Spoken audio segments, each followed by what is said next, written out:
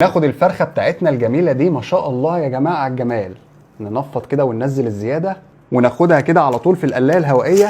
بسم الله، فرخه كامله مقرمشه. تعالوا نطلعها على طول. جالي بقى اكبر قلايه هوائيه ديجيتال من شركه رافال، 7 لتر ونص بقوه 1800 واط، وبتيجي معاها حلتين. نسمي الله ونفتح. بسم الله ما شاء الله. نشيل اللزقات اللي بتيجي عليها. ودي شكل القلايه من رافال اللي بتعمل مهام كتيره، وبتيجي بسلك قوي زي ما انتم شايفين ما شاء الله. حجمها مناسب جدا. ودول الحلتين الكبار اللي بياخدوا 7 لتر ونص. دي الحله اللي بتكون شبكه علشان نصفي اي زيوت. الحلل دي بقى بيجي عليها ضمان 5 سنين. المميز بقى فيها ان هي سهله التنظيف جدا، يعني بمنديل تقدري تنضفيها، تركب ضغط كده زي ما عملت، وبتتفك برضو كده. الكرتونه الصغيره دي طبعا فيها السبونج بتاع التنظيف الخاص بالاير فراير، كمان بخاخه للزيت ازاز حلو جدا برضو هنحتاجها، كمان اوراق الزبده اللي هنحطها تحت في الحله هنا علشان اي زيت ينزل فيها وتبقى سهله التنظيف ونظيفه دايما. وطبعا ليهم استخدامات كتير جدا. ولو عاوزين تعملوا كاب كيكس في القلايه الهوائيه رافال، جايبين لكم الاوراق بتاعه الكاب كيكس. هتحطوا خليط الكيك وترصوها هنا في القلايه وهيطلع معاكم احلى كاب كيكس. معايا بقى فرخه وزنها تقريبا 1200 جرام بعد ما غسلتها كويس. هنيجي من ظهر الفرخه كده وهنبدا نقطع. بسم الله. شايفين بالشكل ده؟ نكسر بس العظم كده بس كده، انما مش هنقطع اللحم، بحيث ان الفرخه تتفرد معانا كويس وتستوي من كل حته. نيجي بقى من تحت الجناح وهنبدا نفصل كده بالراحه، ومن الجنب التاني كمان. شايفين بقى الجمال؟ هنيجي بس عند جزء الورك وهنبدا نفصل العظمايه دي كده بالشكل ده من الجنب التاني كمان. تعالوا بقى نعمل احلى تتبيله للفرخه الجميله دي. معايا كوبايه من عصير البصل، ميه البصل بس من غير التفل، ننزل بيها. عصير ليمونتين، زبدايه صغيره، هنزل بفنجان كمان من خل التفاح، معلقه كبيره من الملح، نص معلقه من الفلفل الاسود، معلقه من البابريكا المدخنه، ربع معلقه من الثوم البودر، نص معلقه من بهارات الفراخ المشكله. ونقلبهم كويس كده مع بعض. حلو قوي قوي. نحط شويه من التتبيله تحت كده. نحط الفرخه الحلوه بتاعتنا دي، خليها كده بالشكل ده. ننزل بالتتبيله على الفرخه. شايفين الجمال ما شاء الله. نقلب كده الفرخه كويس من كل حته ونتبلها. نيجي عند العظم كده والمفاصل ونحط برده تتبيله. مهم قوي التفاصيل دي. نغطي عليها بالاسترتش وهنسيبها في التلاجة مش اقل من 3 ساعات. كل ما هنسيبها في التتبيله اكتر هتتشرب التتبيله وهتاخد طعم حلو قوي. بعد ما الفراخ اتبلت براحتها هنسيبها كده على جنب.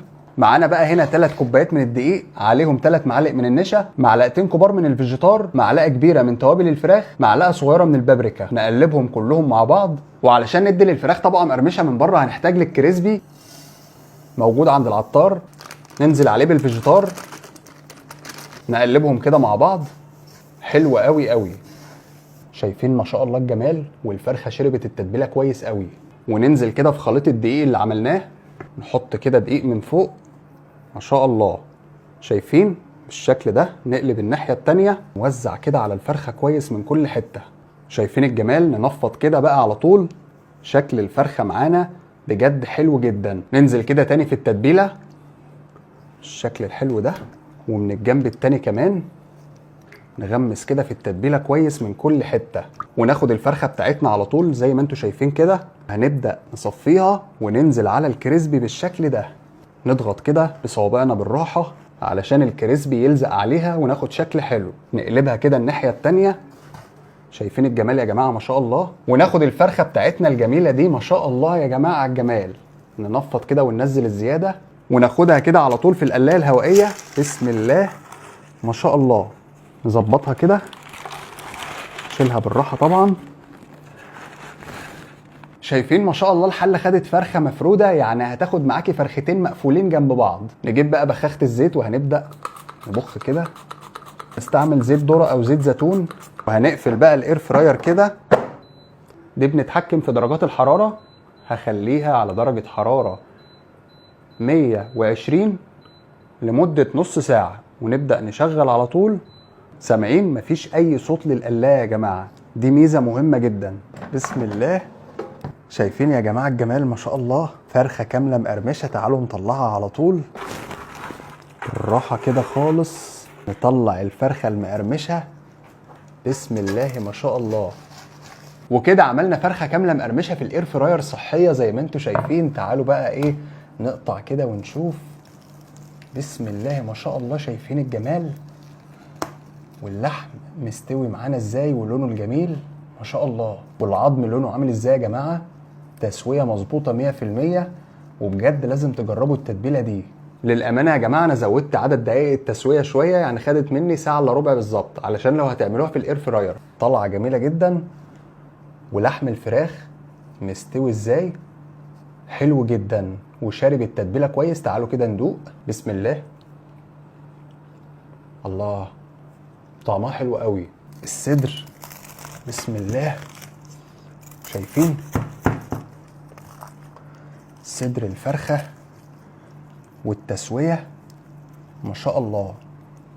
والفراخ كمان جوسي مش ناشفه، فيها السوائل بتاعتها وطريه وجميله جدا. يعني هتاكلي احلى فراخ في الاير فراير. الله. وعلشان تعرفوا تفاصيل اكتر عن القلايه الهوائيه رافال وازاي تشتروها، هيكون من خلال صفحه سوق المطبخ. هسيب لكم اللينك بتاعهم في اول تعليق. شكرا لكم جدا على وقتكم ومشاهدتكم. وفي النهايه لو استفدتوا ما تنسوش تعملوا لايك وشير علشان اعمل لكم وصفات حلوه كتير. تحياتي ليكم.